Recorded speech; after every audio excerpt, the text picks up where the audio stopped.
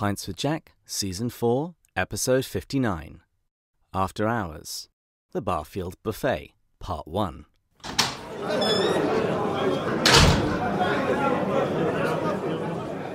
Hello everyone. Today is the final Thursday in April, meaning that this should be the last episode in Barfield Month. But it's not. Over the past month, we've been looking at the life and the work of Owen Barfield, the first and last Inkling. We've spoken to his grandson, Owen A. Barfield. We've looked at his literature and poetry with Jake Graffenstedt. And we've looked at how Tolkien manifested some of Barfield's ideas surrounding language with Rob Coons. And last week we spoke to Mark Vernon about his book, The Secret History of Christianity, applying Barfield's ideas surrounding the evolution of consciousness to the story of salvation history. And over the course of this month, I've had a number of Barfield fans and scholars reach out to me. And so I decided to host what I'm calling a Barfield Buffet. I've invited these fans and scholars to tell me about how they came across Barfield and to talk about some of the value that they find in his work. And what I've done is I've stitched all of these different monologues together, and today I'm sharing part 1 of the buffet. The appetizer course, if you will. Do buffets have courses? Anyway, today I'm sharing part 1, and next Thursday I'll be sharing part 2 of the collection, just because I had so many folks wanting to share their Barfieldian experiences. Now, before we jump in, I do want to share a quote of the week, and this comes from Barfield's book, Night Operation. He writes, "When the velocity of progress increases beyond a certain point, it becomes indistinguishable from crisis." For my drink of the week, I'm enjoying some black tea with milk, now that Lent is over, and I hope that you've also got something tasty to enjoy while you sit back and enjoy this Barfield buffet. And we begin with a former guest of the show, Dr. Charlie W. Starr, teacher of English and Humanities at Aldous Brodus University, and he's also the author of The Fawn's Bookshelf.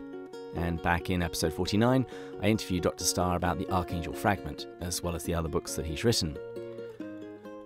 When we were chatting beforehand about the podcast and our plans to do a Barfield month, he wrote to me in an email, "So I'm teaching this Inkling's doctoral program with Northwind Seminary, and in addition to team teaching the Lewis course, I'm teaching the Tolkien course, and was crazy enough to volunteer for the Barfield course." So, after we had finished talking about the Archangel Fragment, I asked Dr. Starr to give our listeners a 15-20 minute summary of Barfield's life, work, and ideas. And I thought that would be a useful recap as we turn the final corner of Barfield Month. So, without any further ado, here's Dr. Charlie W. Starr. Tolkien once said regarding Inklings meetings, when all the Inklings would gather together, that the only person who could stand up against Lewis's logic and rhetoric was Owen Barfield. And as you read through Barfield, you really realize that he was a genius as a philosopher.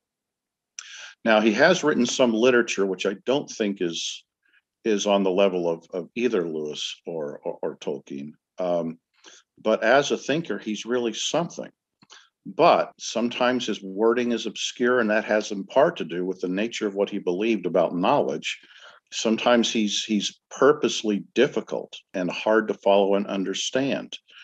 And so it's hard for people to get into Barfield. But just a few things about him, and then we can talk a little bit about his ideas. Barfield and Lewis met in the 1920s when they were both students at Oxford. Barfield would go on to become a lawyer, a solicitor, which he didn't really like doing, but it paid the bills. And he really enjoyed a kind of a second career after he was able to retire from that. And he lived till he was 99, I think. So he got to spend much of his later life then doing a great deal of writing and being a celebrity. He did sort of ride on the coattails of C.S. Lewis in order to do that, but Barfield was never a Lewis champion. He critiqued Lewis. He was Lewis's dear friend, and when he disagreed with him, he had reasons for disagreeing with him. Something else that's very important about Owen Barfield. We frequently give credit to Tolkien, and rightly so, for being instrumental in Lewis's conversion to Christianity. Talking about a conversation about myth that happened on a night in September of 1931 that finished the long journey of bringing Lewis back to the church. But probably far more credit should go to Owen Barfield, because Barfield taught Lewis some really important things that ultimately made Lewis give up being an atheist, if not becoming a Christian. So, for example, he taught Lewis that reason cannot be valid if the universe is nothing but materialistic. If there is not some mind, capital M, behind all things, then there is no reason we should trust brains to come to reasonable conclusions about much of anything. So Barfield taught Lewis that there has to be something transcendent. Another thing that Barfield taught Lewis was to give up what Lewis called his chronological snobbery, which was a belief that we in our age know better than the previous ages did. And it seems to me that chronicle snobbery was at its height in the 19th and 20th centuries. I think in postmodernism, there's a little bit more humility when it comes to knowledge and truth, but maybe not a ton. Lewis called his 10-year conversation with Barfield throughout the 20s their Great War. And they wrote extensive philosophical documents back and forth to each other, many of which still survive. One of those is a large Lewis document called the Summa from his pre-Christian days, and the Summa is currently available at Taylor University. It has been published once, along with other key Great War documents. But to read Lewis and Barfield doing their Great War discussions, going back and forth, is honestly oppressive for most of us. So unless you are truly unless you're committed to studying Lewis as philosopher, like people like Adam Bartman or Norbert Weinendegen or Aaron Smild or Stephen Thorson, then those documents are going to be really, really hard on you. Stephen Thorson, by the way, and I forgot to bring the book to remind myself of the title, but Stephen Thorson, Thorson, Stephen with a PH, has written a very nice book on the Lewis Barfield Great War, and is probably the best book out there right now that just focuses on the Great War. So I think Barfield is far more instrumental in Lewis becoming a theist than Tolkien was in Lewis becoming a Christian who was a theist. Without Barfield, you wouldn't have got the other. So a brilliant man. He wrote in a number of different languages, and it's just frightening the kind of work he did and the kinds of things that he studied. He studied so many different things. He was an expert in Coleridge and an expert in Goethe. And he didn't just study Goethe the poet, he studied Goethe the scientist.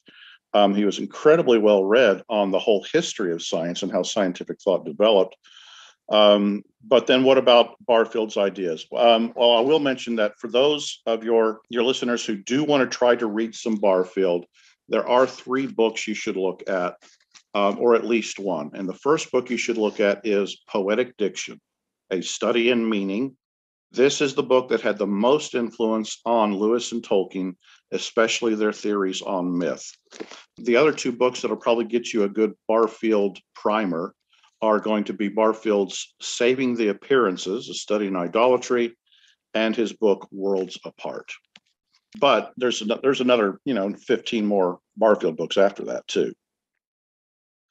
Quickly, a few of Barfield's ideas then. He believed in the evolution of consciousness.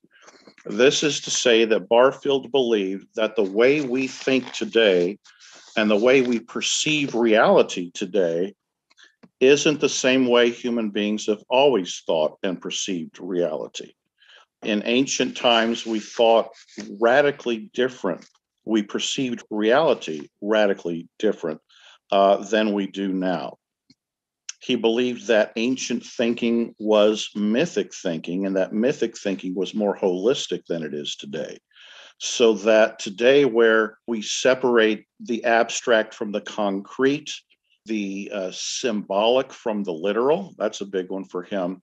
These kinds of separations, even the subject from the object, these kinds of separations, Barfield thinks, simply did not exist in human thinking in the past.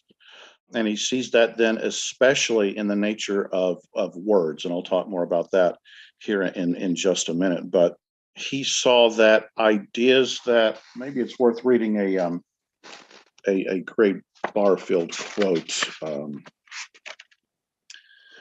Men do not invent those mysterious relations between separate external objects and between objects and feelings or ideas, which it is the function of poetry to reveal.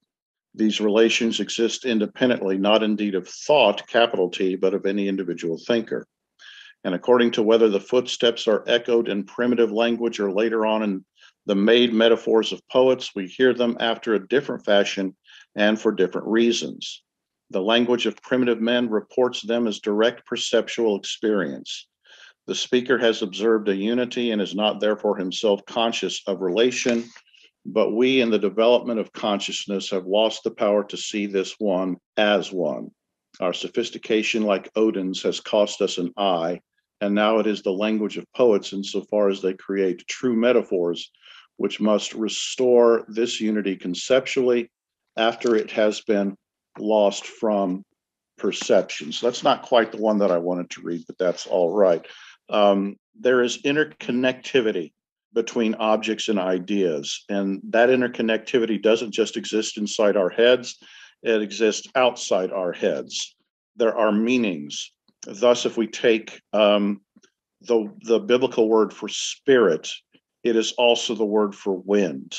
And what Barfield would say is the history of words is not a history of men assigning the word wind to this thing that is the wind, and then making a symbolic or poetic connection to being inspirited or inspiration or breath or the spirit. Breath is another meaning of the word spirit, but that all three of those meanings, spirit as something supernatural, spirit as the wind, spirit as the breath, all three of those meanings were inherent in the word from the beginning, because that's how people thought. And those connections weren't merely symbolic connections, they were true metaphors. They were real. Barfield gives this really wonderful example of saying a phrase like, well, I'll apply it to a situation for today. If I say I have no stomach for modern art, I'm saying metaphorically, modern art is not something I like. If I say I have no stomach for horror movies, I'm saying not only do I not like horror movies, but I also get queasy when I see excessive gore. And so here is a phrase that has metaphorical meaning, but it also has literal meaning, and it has both at the same time. And Barfield said in Poetic Diction that ancient man spoke that way all the time, and that the meanings were both concrete and symbolic at the same time. If you want a nice biblical parallel, you might think of the moment when Jacob stole Esau's birthright from Isaac, or stole his blessing from it. And Esau went running back to his father and said, "Please let me have your blessing." And Isaac said, "I have already spoken it." And this is something that Lewis refers to then in That Hideous Strength, when he says, words in ancient times were much more like physical actions. Also in a poem that Lewis wrote, The Birth of Language, you can see his Barfieldian bent toward language when he says that, Mercury sends language down to Earth, but as it comes down into our sphere, it gets stripped of its concreteness and turned into mere abstraction. And Barfield says that's what we suffer today, and we suffer it for a reason, but we will be heading back then to another kind of a new unity in the future that allows us to think both abstractly and concretely in a single moment again. It allows us to connect ourselves as subject with all objects around us in deeper spiritual ways. And so just really, really, really interesting ideas. Ultimately, Barfield believed that what we left behind in order to achieve personal consciousness, and what we then are going to return to, but still conscious of ourselves as selves, is something that he referred to as concrete thought, where to think a thing is to experience a thing. And again, this is something that Lewis points out, for example, in his essay, Myth Became Fact. We can either think about something or we can experience something. You can't do both at the same time. And even if you experience the thing, you can only experience an instance of the thing. So I can laugh at a joke, or I can think about why it's funny. I can't do both at the same time. But even if I do laugh at the joke, I am not meeting laughter or comedy, capital C, capital L. I am only meeting instances of laughter or comedy. The higher transcendent Platonic source of the comic, source of laughter, that's something we cannot meet here in what Lewis calls the valley of separation, the valley of abstraction. He says our thinking is incurably abstract, but heaven will be a place then where abstraction and concretion come back together. Now, Barfield doesn't think that's going to take place in heaven. Barfield thinks we're going to evolve toward that. Well, but Lewis then would say, for example, in The Great Divorce, there's this fella who he's a theologian and he wants the free play of mind, and he doesn't want answers. He wants to be able to search for truth. He says, isn't there something stifling about final answers? And his heavenly counterpart says, you believe that because you have only encountered truth in the abstract. I will take you to where you can drink it and be embraced by it. All right. So on earth, truth is just a bunch of ideas inside my head. In heaven, truth is a person, and I get to meet him face to face. Pilate met him face to face as well. And when he said, what is truth? Jesus didn't answer because words are mere abstractions. Truth was standing right there in front of Pilate, and he missed it completely. And no words at that point, abstract human words, are going to do any good. So for Barfield, though, we left that unity because we were so connected to the earth, we were not really self-aware. And we had to leave that unity behind so that we could move from the world of capital T thought into a world where we were little t thinkers. And having moved into that world then and achieved what he called consciousness, we will have to move back, but in a new way. So it's still an evolution. It's not a devolution. It'll still be a forward evolution where we will still be individuals, but we will achieve, he called the original participation, and then there will be a new kind of participation. This new participation will take us back to being able to connect abstract to concrete, symbolic to literal, object and subject. Those will reconnect in us, but at more individualistic levels. And you can see then something of what Barfield is saying echoes a little bit of what Lewis says about the Trinity, which is to say, when we go to heaven, we will become more ourselves than we could ever be here on earth. And yet there will be a unity as we enter into the Zoe life of Christ, and that he talks about in Mere Christianity, a unity where the body of Christ is not merely a metaphor, but has some sort of concrete reality to it in the heavenly world. We join into the same kind of superpersonal life that God shares in the three persons of the Trinity. We will join into that kind of life with Christ. Now, we should also mention, though, that Barfield believed everything, and a lot of what I just talked about, what Barfield believed is a system of thought called anthroposophy or anthroposophy that was championed by a philosopher named Rudolf Steiner. Barfield believed Steiner was a genius, and in the end, Lewis rejected anthroposophy.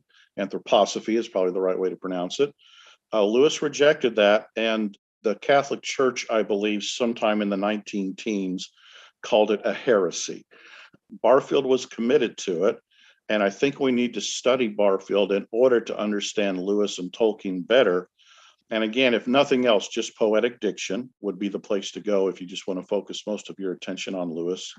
But yeah, I don't know that Barfield's ideas about the nature of the divine are orthodox. And one of the challenges I know, and I'll conclude with this, one of the challenges I know that I'm going to face when I teach this as a graduate class, sometime I think this summer or in the fall, the challenge will be trying to tell my students what we're going to have to do is we're going to have to believe in Barfield, or at least, as Coleridge would say, suspend our disbelief so that we can come to understand him. you can't critique Barfield till you are starting to think Barfield. And then maybe you can critique him. But the first thing we're going to have to do is just surrender to him and hopefully try to make some sort of sense of him. Because I just gave you all the easy stuff. I'm still wrestling with the rest of myself. And I don't know how I'm going to pull that off. But here we go. We'll find out. As Dr. Starr was talking about the conversation between Pilate and Jesus, I remembered something that I learnt many years ago, and I think it was when I was reading Bill Bryson's book about the history of the English language, called The Mother Tongue. And in that book, he said that anagrams were all the rage in the Roman Empire, which isn't really surprising since these were the days before YouTube, so what else are you going to do? Anyway, the author gave an example of a Latin phrase which is an anagram, and the phrase sounded rather familiar to me. The phrase is quid est veritas. This is the rather cynical question asked of Jesus by Pilate. What is truth? And even though I don't think Bryson connected this phrase with this event, it turns out that there is a rather appropriate anagram of Pilate's words.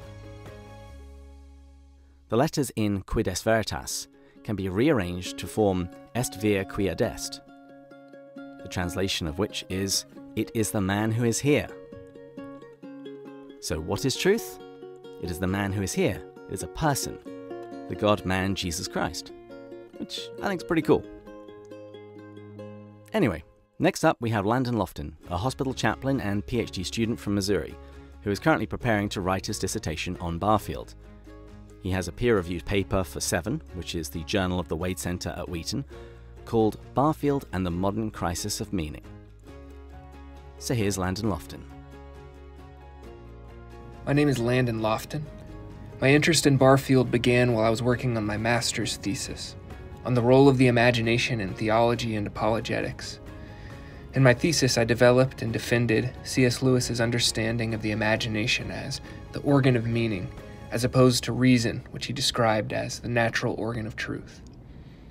I hadn't gotten far into my research, however, before I realized that I couldn't get much beneath the surface of Lewis's view without reading a few of Barfield's major works, particularly Poetic Diction, a book that had considerable influence over Lewis's views on the subject and many others.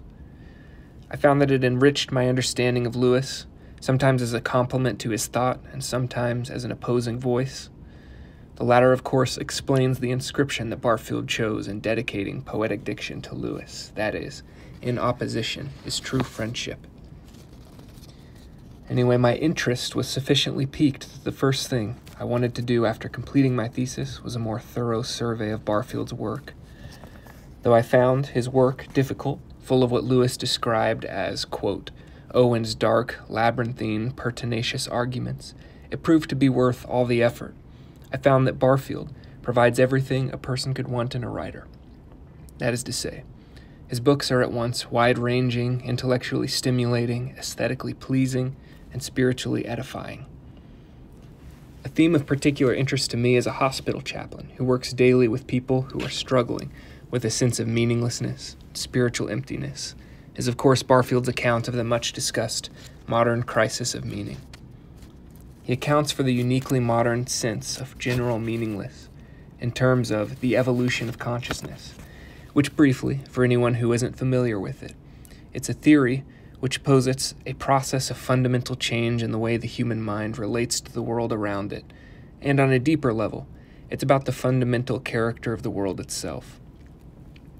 The relevant aspect of this theory is the historical change in human consciousness which is revealed in the history of language, and that is from conscious participation in the life of nature, which characterizes the pre-modern mind, to the self-conscious observation of nature, which characterizes the modern mind. Put differently and less abstractly, the ancient mind was in the collective habit of seeing the whole world in a way that we might see a poem or a human face. That is, as something that stands for something more than itself. The text of a poem is not merely ink on a page. It has meaning. It leads the receptive reader to participate in the thoughts and feelings of its author.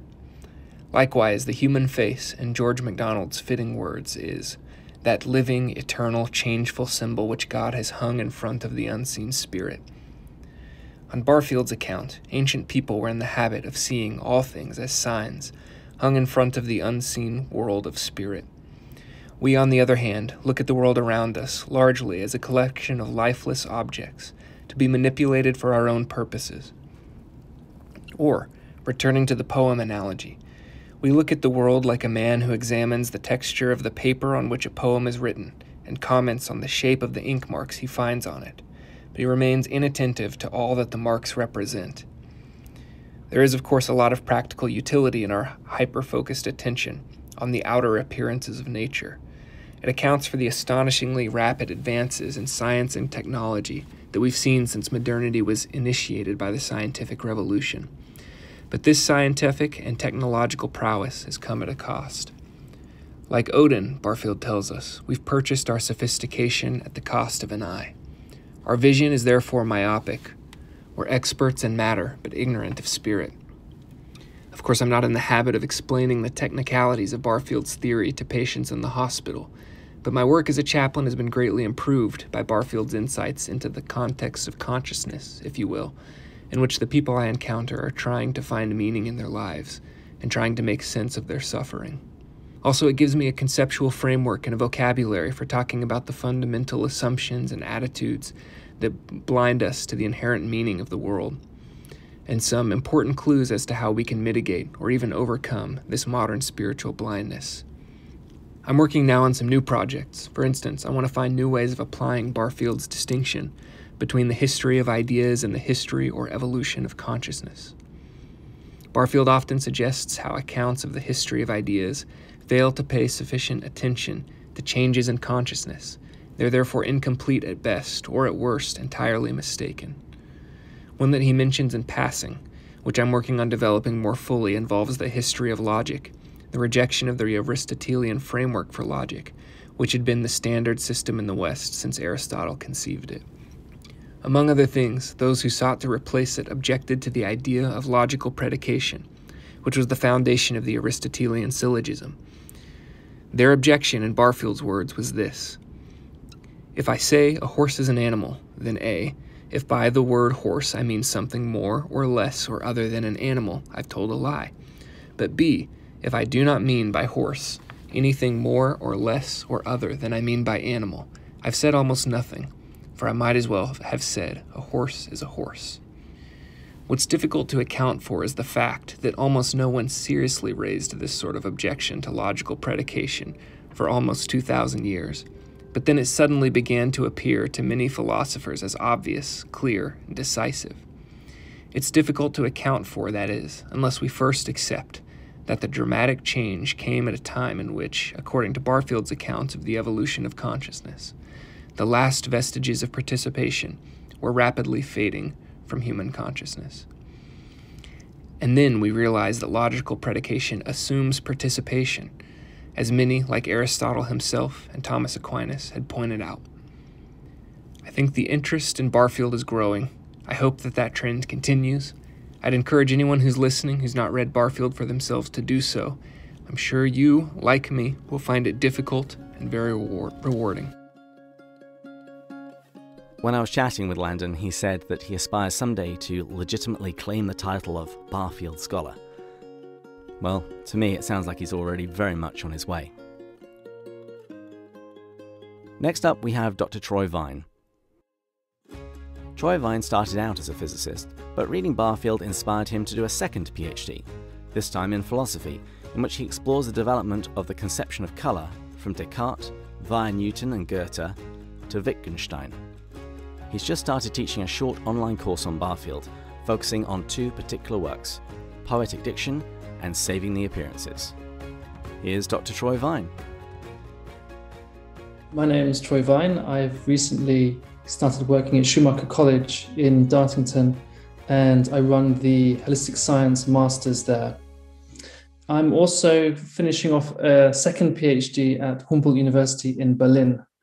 So I'm straddling Britain and Germany, which is proving interesting at the moment. I first heard about the Inklings at school. I went to a Waldorf school, so that was one of the canonical figures for people who are interested in science, such as myself. Although, he was a kind of not a household name, but a kind of familiar name. It wasn't until I'd finished my first PhD in particle physics that I then started reading Barfield, and that caused my life to take quite a different turn. So what I liked about Barfield was the way he put science into a historical and philosophical context. And that was something that I just hadn't really been exposed to before. It's the kind of question that my supervisor at University College London would say, that's a question for down the pub later, whenever I veered off into those territories. And so, that was just a real kind of eye-opener to the historical nature of science. I hadn't really read Thomas Kuhn at that point. So Barfield really was my first introduction to looking at science as an unfolding historical process. Yes, what is anthroposophy? So Barfield, in Saving the Appearances, makes two kind of passing remarks, one to Goethe and one to Steiner, as being inaugurators of what he calls final participation. And then the big question is, who are these people? What did they do? So Goethe, I've spent the last 10 years probably studying the work of Goethe, so I understand that fairly well. Steiner's more complicated in some ways because he did so much varied stuff. So on the one hand, he founded Waldorf schools, biodynamic farming, and on the other hand, he wrote kind of philosophical treatises.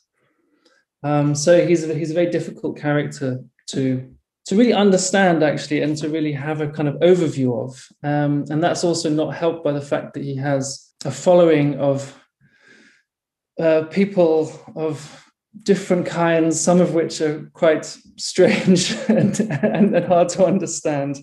But one thing that I was recently asked to teach Steiner's book. I think the English title is called A Study of Man, which is a terrible translation of the German. A literal translation would be General Anthropology. And this was a talk Steiner gave to the teachers of the New Waldorf School. And basically, the intention of the course was sort of to say, this is what you need to know about what the human being is if you are to teach in an anthroposophical way. And what really struck me in that book, having read Barfield, was the way Steiner, he talks about the body, the soul, and the spirit. And certainly in the English language, we're kind of wondering, the kind of body, we have a fair idea. The soul, maybe, the world of our feelings. And then the spirit, really difficult. And like, what's the difference between the soul and the spirit? And, you kind of can very quickly go into very strange metaphysical areas. But the way Steiner introduces it, he says, well, if we look at our daily lives, we have a period each day when we're awake, and we have a period in which we're asleep, and then in between we have this period in which we dream. So he develops this very basic idea of waking, dreaming, sleeping into his conception of the body, soul, and the spirit. So when we are awake, that's when we are in our body. And when we're dreaming, that's when we're in our soul. And then when we're in a deep sleep, that's when we're in our spirit. And that way of using language, sleeping, waking, dreaming, to develop a spiritual picture of the human being, if you like, that reminded me very much of the way Owen Barfield talks about the short excerpt from the poem, was it Wordsworth? I think it was Wordsworth.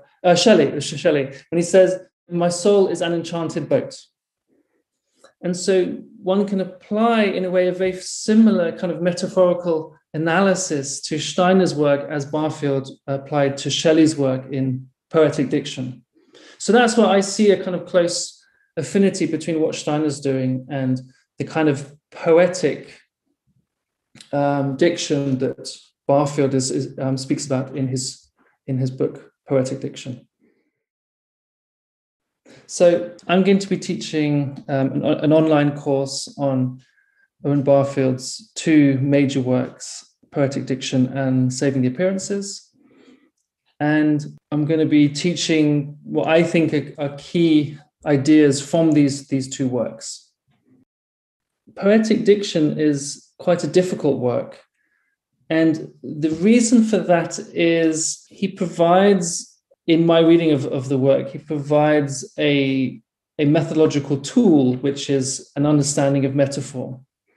And he applies that more or less for just one word, ruo or ruin in Latin. And that short overview, in a way, is not really, and I found, kind of reading that book, first of all, that short overview didn't really give me an understanding of the methodological depth of his tool, which is his understanding of metaphor. And when I read Saving the Appearances, I realized that was the result of that kind of methodological tool. But in Saving the Appearances, he didn't really spell out what his method was. So for me, these two books really belong together as a single work, one that investigates the methodology and one that then applies it to the Western religious, scientific, and poetic canon. Next up, we have Dr. Max Leyf. Max is a certified Rolfer, philosopher, and anthroposopher from Anchorage, Alaska.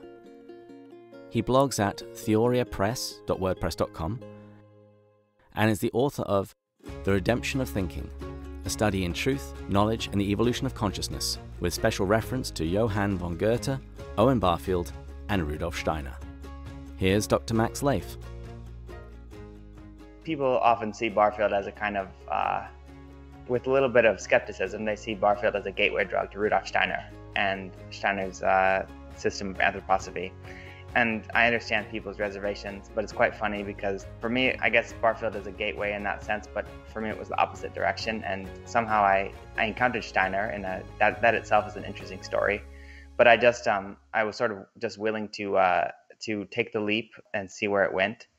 And all I can say is that when I first encountered Steiner, two things became evident to me. One is that I didn't have any clue what he was talking about. The first work that I read was a transcription of his lecture cycle that he did on the Gospel of John. And I was just totally at sea. Like, I had no idea what he was talking about. That's one thing that occurred to me. But the second thing was that there's something here that's worth pursuing until you do understand it. This is the sort of feeling that I had. I had to work with it. And I guess even to this day, I won't claim that it's entirely transparent to me. But at the same time, all I can say is that I certainly haven't regretted it. To get back to Barfield, I was familiar with his name, as many people are, I think, that are familiar with C.S. Lewis. I'd heard his name before, so it was immediately familiar. And once I saw the connection to Steiner's work and anthroposophy, then it was just very natural. And I find Barfield just so congenial. Like, everything he says, I just have this feeling of, like, of course, of course. I don't know how to describe it, but I just feel like Barfield might have been an old friend or something, or an old teacher, I guess is a better way to think about it. I just feel so grateful for people like Barfield who have, just left us this kind of inheritance in terms of knowledge and philosophy and anthroposophy. I think Barfield is so helpful for the same reason that people can be skeptical of him, which is as a kind of a bridge to Rudolf Steiner's teaching. Many people, again, find Rudolf Steiner's teaching to be just sort of impenetrable at best. Often it seems even nonsensical or something, maybe even dangerous, I don't know. Barfield, I think he has such a gift of taking immensely, I don't want to say complicated or abstract exactly, that's not the right word, but they're like grand thoughts that it's like you really have to reach with your mind to even touch those thoughts. He has the ability to take thoughts like that and communicate them in a way that's, at least it's intelligible to people, actually. It's amazing. I mean, it's such a gift that he has. And so I think even if he didn't have a single original thought, that would already be an immense contribution. I do class Barfield as, one of the greats for his ability just to communicate with such clarity. And this is something you certainly would not say this as a blanket statement about philosophers, but it's really fun and enjoyable and pleasant to read Barfield. He takes this element that is kind of latent in, virtually all of Steiner's teaching, which is the idea that When we think of consciousness, and by that it's like our interface with the world, our experience of the world, but not the experience as a product, but rather the experience as as it's coming into being, like as an appearance, as a verb rather than a noun, I guess is a way to think about it. Our experiencing of the world, maybe we could say it like that. We might think like, I don't know, when you read ancient works, Homer is always the sort of go-to example. When you read Homer, that you're reading a story by people who had the same consciousness, like the same mode of experiencing. So they just looked out of their eyes and things looked just the same as they do to us today. The evolution of consciousness suggests that that's almost the opposite of the truth, and that in fact consciousness over time has undergone profound changes.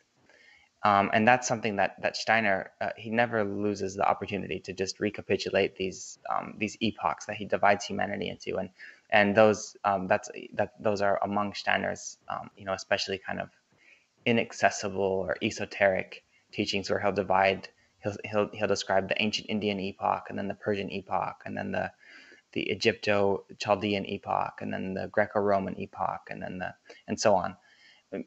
Sometimes it's hard to know what to make of that, but fundamentally he's talking about something that Barfield obviously describes under a different rubric. It's just the idea that no, in fact, people had really qualitatively, categorically different way of relating to the world, basically. Now, to me, all I could say is I guess it's the most self-evident thing, and I don't see how to make sense of so much that we encounter both in contemporary experience of the world, and then also how that relates, how it situates us historically as human beings in the 21st century. At this point, I don't see any other way to really make sense of all those, how all those things hang together, I guess is the way that I would say it. And so it's really something that I kind of dipped my toes in the waters and then just realized like this is the place to swim. Now we come to our final guest. Dr. Michael Vincent de Fuccia is the research lead for the Martin Institute for Christianity and Culture at Westmont College, and he's also a visiting lecturer at the London School of Theology. He is the author of Owen Barfield, Philosophy, Poetry and Theology. In the audio which follows, he shares a little bit of his own story and about how Owen Barfield helped him wrestle with his own spiritual questions. In roughly 2007, maybe 15 years ago or so, I was writing a thesis on the divisiveness that I saw in American Protestantism. And I sensed a sort of secular modernism had infiltrated our contemporary vision of reality, creating a bifurcation between a kind of odd rationalism or foundationalism on the one hand, the sort of thing you'd get in certain streams of evangelicalism, and on the other hand, a liberal theology, or something like emotivism, to use Alistair McIntyre's word, which you might find in some forms of charismatic Christianity. So you could say I find myself as an evangelical kind of caught between an objectivism I inherited from a kind of propositional religious upbringing. You think in terms of apologetics and giving reasons for the faith. And then this kind of mapped on to this sort of bibliolatry and a certain way of, objective way of reading the Bible, using maybe the historical critical method. In a nutshell, in this vein, I kind of learned to emphasize the objectivity of my faith. So what was happening to me existentially was that this sort of false foundation upon which my faith was built, you could maybe one of propositions, had to come crashing down, and it did for two reasons. It did not accord with reality as such, which I'll touch upon in a moment, but moreover, one cannot really sustain a relationship with God, nor anyone for that matter, based solely on mere beliefs, truths, or propositions, whatever one might want to call it. People, are not propositions. The truth is a person who we're to encounter, not kind of think about. So the interesting twist in all this was that my spirituality had already begun to shift to one that was more experiential, as I suppose in response to this felt lack of connection, you might say.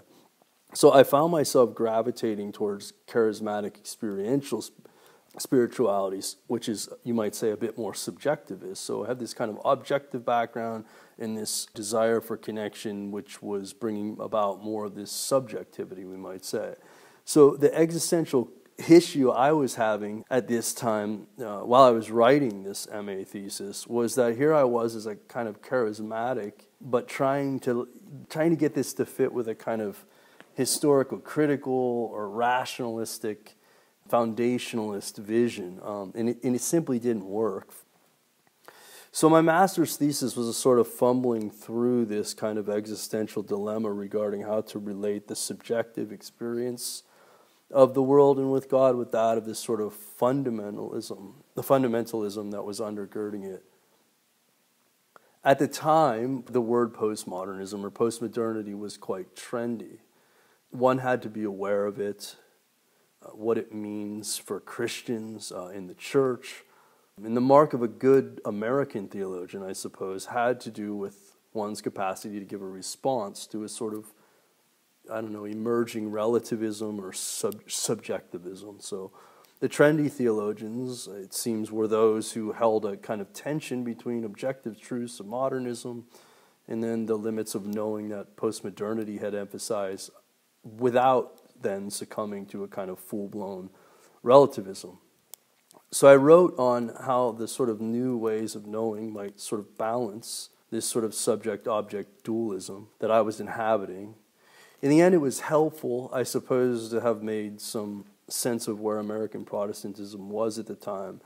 I think I walked away from it, though, feeling quite disappointed and disillusioned, not only with my own explorations, but with the state of American Protestantism, I suppose, more generally, particularly as at that time, 15 years ago, dividing lines were already beginning to be drawn politically. And obviously, those are exacerbated today. It wasn't until I'd completed my MA thesis, I was done, I'd graduated, I stumbled upon what I would now call the kind of great tradition of the church. I went through my entire seminary career having never once really touched a Catholic or Orthodox thinker. One contemporary author who stood out to me at this time, who was reading the Catholic tradition, recovering the Catholic tradition for contemporary times in fascinating ways, was an Anglican theologian called John Milbank. Reading this was kind of really my first exposure to an entirely new vision of reality, is what I would now call it.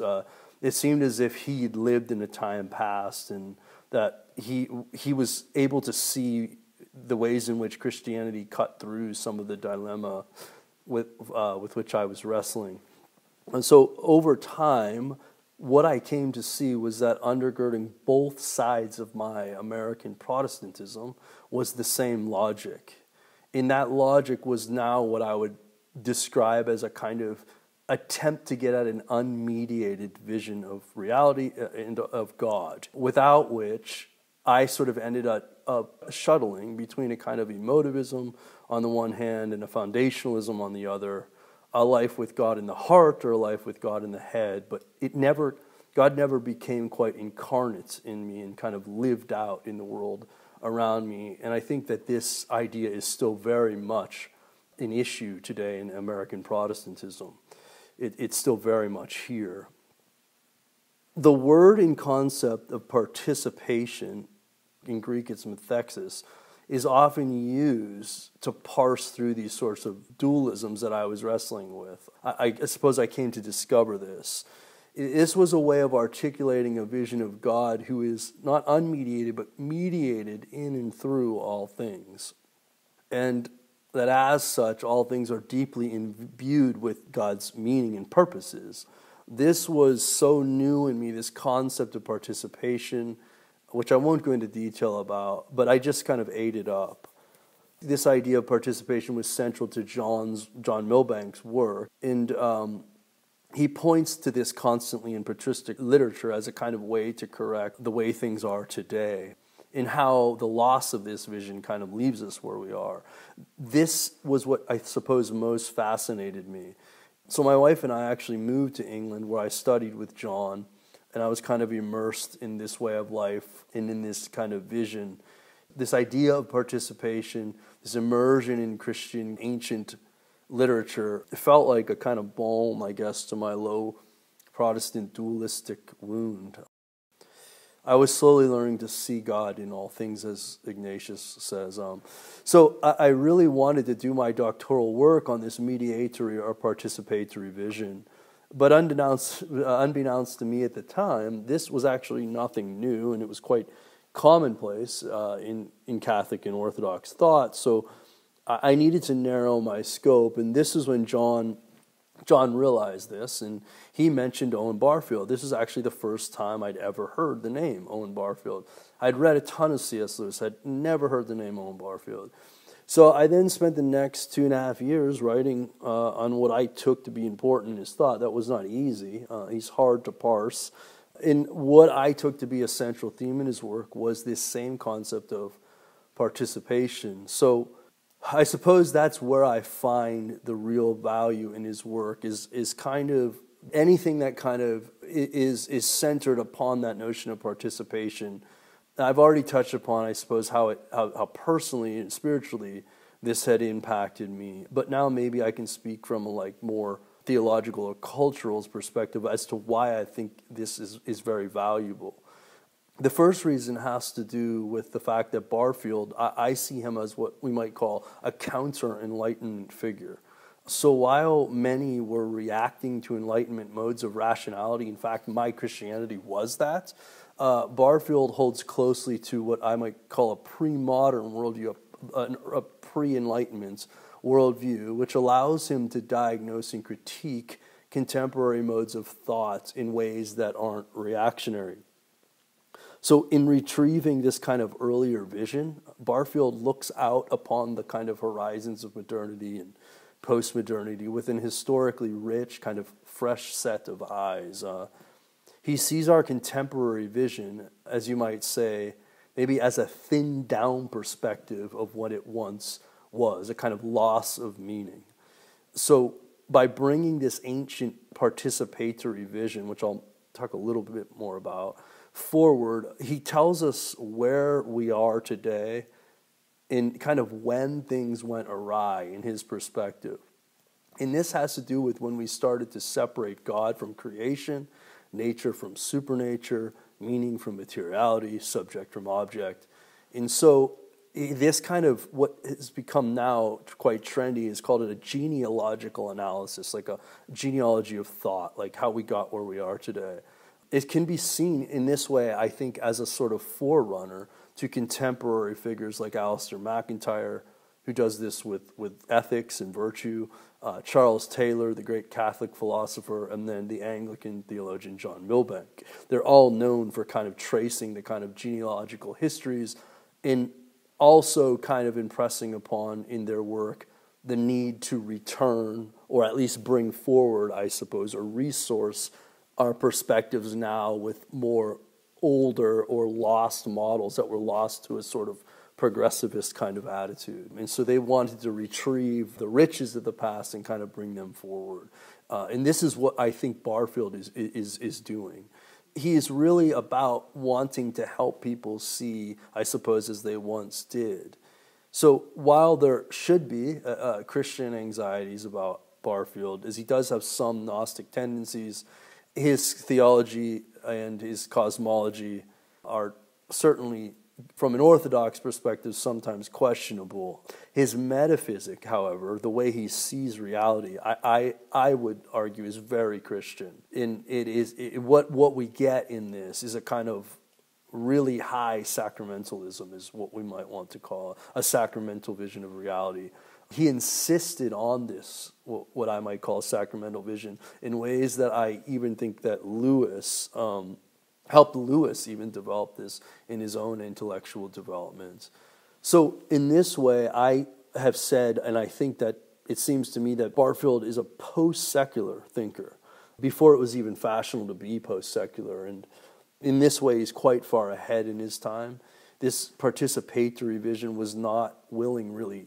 What this was really about is not a willingness to parse things out or to concede any space over to a sort of objective secular domain or reduce religion to some merely inner disposition. So along these same lines, I think the second thing that is valuable in Barfield's work is his insistence that metaphorical language best articulates or corresponds to reality. This is quite complicated in his work. I'll try to explain this as simply as possible. So for him, the imagination, the faculty of the mind that creates and apprehends metaphor, is really important because it allows us to see reality as it is in a way that holds subject and object in what he calls a polar tension. He gets this from Coleridge. This can get into some heady philosophy, so let me try to summarize this by simply saying that for Barfield, metaphor in poetry allows us in a way to say the unsayable. It gives us a glimpse into a sacramental reality all around us whose meaning and essences are not reducible to a mere philosophy of subject and object that so much of the modern and postmodern project are kind of trying to sort out. So in other words, the moment we try to analyze poetry, the moment its meaning dissipates. In the same way, the moment we try to dissect the world around us, to parse it in the so-called secular sacred, private public, object subject, meaning and depths immediately is stripped away from it. So Barfield says, of course, we can distinguish things like this, these dualisms in our mind, but we're never actually dividing them. That's not how reality is. So this is why in following Coleridge, Barfield saw the worlds in terms of this kind of polar tension. In a way he describes this as using participation between subject and object. He sees the modern world, and in fact the one we still inhabit today, as one that tried to collapse this tension, I suppose, into a merely binary or dualistic vision, a non-participatory vision. So thus he wants to recover a more original vision again, here we are, that incorporates the imagination, the idea of inspiration, in order that we might learn to see and encounter things as they truly are, a sort of sacramental vision of a world imbued with God's meaning, to put Christian language to that. Finally, and again related to the above, there's an area of Barfield's work that is, I think, still requires exploration. And that has to do with what I would call a sort of spiritual vision in Barfield that his kind of philosophy points towards. It seems to me that this vision is very much aligned with the Christian mystic and contemplative traditions that we see being recovered even among Protestantism today.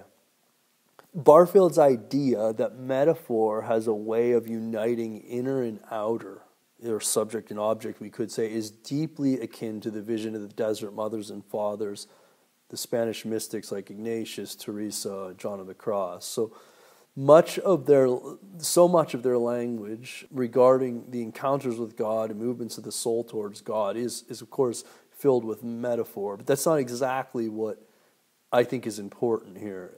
It seems that instead, what is more important would be that when one reads the work of, say, the mystics or the contemplatives, and actually takes on the spiritual gaze and the practices and the sorts of habits they espouse, one comes to realize that gazing upon God's creation through God's eyes, that we begin to see how the outer world is a kind of metaphor to our own interior life with God. That's kind of tricky, so let me try to explain this. Using a very practical example, if I were to reflect contemplatively on, say, a rock in a stream, in metaphor, it turns inward. I sense my soul is bathed in the streams of his living water, and its hard edges are softened in the flow in currents of the living water. As I contemplate this, there is no longer space between me and the rock. The subject and object participate. There's no longer much of a distinction. I am no longer examining the rock. It may even be said that God, the subject, is now examining me. It certainly feels that way if you've ever had this kind of experience. I personally feel nearest to God, the God of creation, in these kind of ineffable or I suppose, timeless moments that cannot be controlled by proposition or explained by proposition, nor manipulated by emotion. This is the kind of experience of which words fall short. They say something of the sort of felt change of consciousness, that's a phrase that Barfield uses, that his participatory vision is after. He says this is called the concrete experience, the moment of unity, we could say. He's constantly trying to stress in his work. Such instances, we have what, I don't know, we might call a fullness of a participation in God, or this mystical experience with God. This is the experience I suppose that I suppose anyone desiring God is after. I, as a low Protestant, was certainly after, but this kind of unmediated logic, to my mind, resisted that. I suppose we can see how this kind of inspired imagination, imaginative use of metaphor provides a momentary glimpse of heavenly realities. And now this sounds like Lewis, right? So this is similar, I think, to Lewis's vision here, his use of the German Sehnsucht as a sort of longing for God. And I think elsewhere I have suggested that these visions are actually very close. We often think of Barfield in Lewis as opposed in this kind of vision, that Barfield has this really weird view of the imagination and Lewis has a more strict and rigid view. But I think later on in life, they both kind of really have this same kind of sacramental vision, if you like. So it seems to me that Barfield is right in saying that in our time that is dominated by materialism and consumerism, all these kind of isms, that he was atomism, he was at positivism, these things he was very critical of, busyness nowadays and noise. This sort of contemplative or sacramental vision is at once so difficult to recover, yet so imperative for the future of humanity. And I think this is where Barfield is most important. Such an awareness seems to lie behind Barfield's dire insistence upon the recovery of this vision, in hope for a future state of what he calls final participation, where we kind of learn to see things in this participatory way, although we bring with us, of course, our newfound kind of analytical knowledge that we gain in the Enlightenment. So while Barfield was quite hopeful about, and much of his work can be seen as an attempt to recover this vision and usher in this kind of new epoch in thought, in perceptions, in the way we relate to one another in reality. While he's quite hopeful about that, I think we certainly still have a long way to go. I hope you enjoyed today's episode. Some pretty heady stuff, so thanks for listening. And thanks also to all of our Patreon supporters, and particularly our top tier supporters: Kevin, Brian, Kay, Monique, Paul, Kimberly, Gillis, Jake, Stephen, Matt, Jeff, Chris, John, James, Kate, and Rowdy. As I mentioned at the beginning of the episode, next Thursday we're going to be finishing up the Barfield Buffet, and in that episode we're just going to have 3 interviews. One focusing on saving the appearances, another on poetic diction, and another explaining the resources which can be found at owenbarfield.org. So join us next time, when we'll continue going further up and further in. Cheers!